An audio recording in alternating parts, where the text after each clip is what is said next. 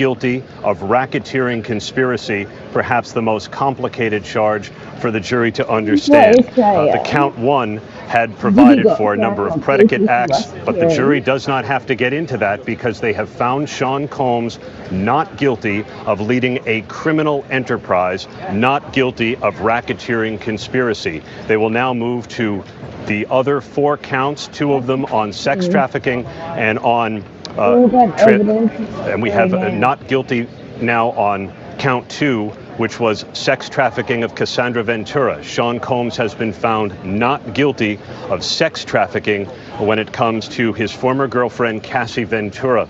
There was a real debate that the jury heard over the course of the last 2 months about consent and coercion and the complications of deciding when an 11-year relationship between Combs and Cassie Ventura may have become a criminal one. And the jury decided it was not criminal sex trafficking when Sean Combs committed what his attorneys freely admitted was domestic abuse, as you saw in that video. He has been found not guilty now on racketeering conspiracy, not guilty on sex trafficking of Cassie Ventura. He has been found guilty on count 3, transportation for the purposes of prostitution. He has also been found guilty on count 5, transportation for the purposes of prostitution. These charges carry a maximum penalty of up to 10 years in prison, so we do have a split verdict. Sean Combs has been found not guilty of racketeering conspiracy, not guilty of sex trafficking Cassandra Ventura, but he has been found guilty on 2 counts of transportation for the purposes of prostitution.